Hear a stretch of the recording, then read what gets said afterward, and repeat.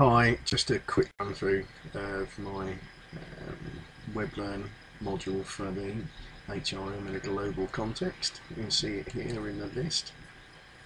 If I go in, it goes automatically to the announcements page, just in case students haven't read the announcements that come out in emails to them. On the side here, you'll see that I've organised the basic information.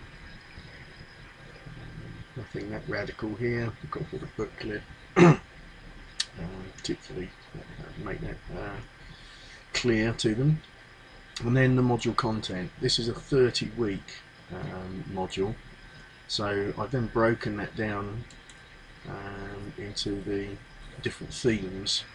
So the weekly sessions, the weekly lectures or workshops are broken down into 3 basic themes across the 30 weeks, and in each one of these themes you'll be able to see the notes and any other links for the particular activities. Some of these are conventional lectures, so you can see the slides here, but also there are some activities. So for instance here you can see a link to a reflective survey that at the beginning of the module I get them to fill out questions about their own performance, so that later on we can do a performance review that looks at their attitudes to learning and actually what they've done in reality. So yeah, so most of this is just sort of conventional slides and readings, a workshop activity here where it's purely in class, so there's no sporting material right there. Sometimes we can put in some video content like this area here. If I go back up, if I go into our second theme, which we've already started, again we can see a mix of conventional slides, another workshop activity, some more conventional stuff,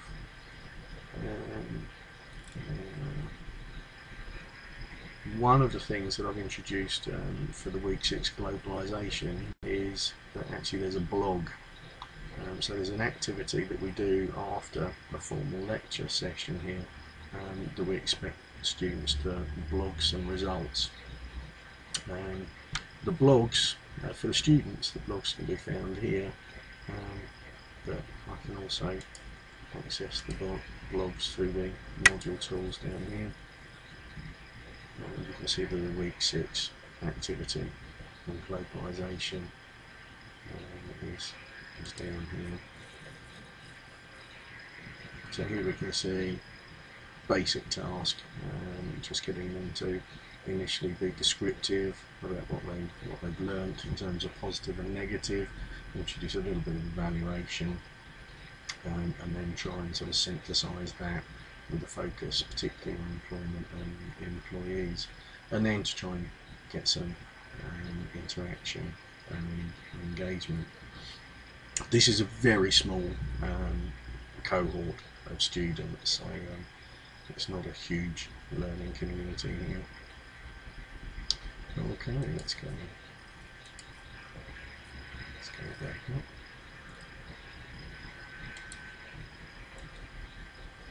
Now, at the moment, you can see all the areas that the students can't.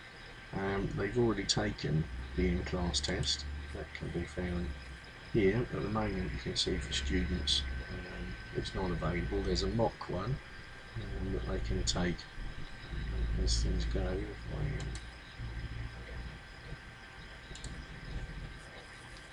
move in to edit it, let's make it available.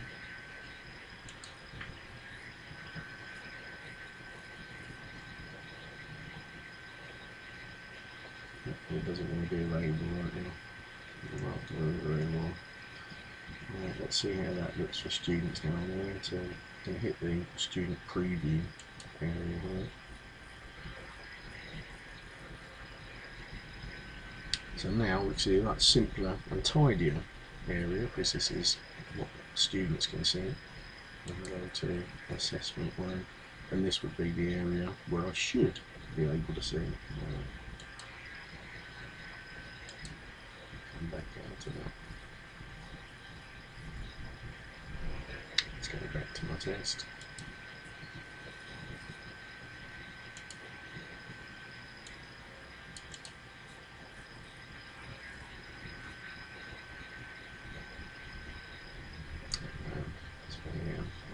To set display until 30th November, so let's bring that forward to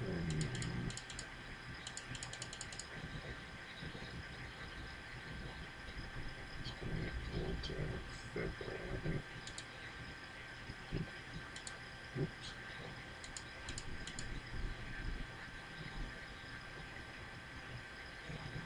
My mother's got to think I'm not setting a password on this, so it's easy to get into. There's no due date, so let's submit that. Now if I go back into student preview,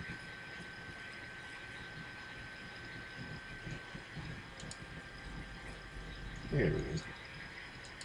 I go into the test, give some basic instructions, click on begin, upcoming questions, starts the timer, this automatically submits, and I can run through my questions, just randomly move on.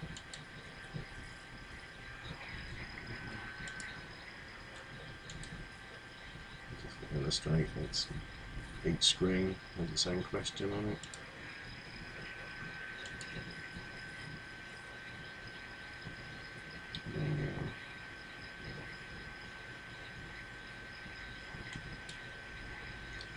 To leave page.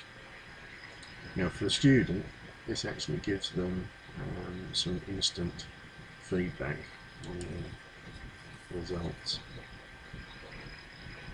And you'll see here in there my feedback area that it's just waiting to process those results. You can see that it's in progress. Once I get a grade here, I can click on that and it gives me instant feedback on which questions I got right, which questions I got wrong, and then it gives some specific feedback that I've pre-written for each wrong answer. So in terms of the demands of the system telling us that we must provide instant, well, that we can provide feedback as soon as possible, this does it absolutely instantly. It takes a bit of a while to set up, but, so yeah, assessment 2 area is currently open.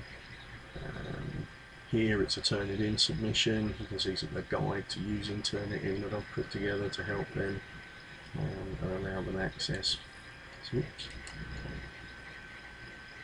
So yes, roughly they're the sort of features.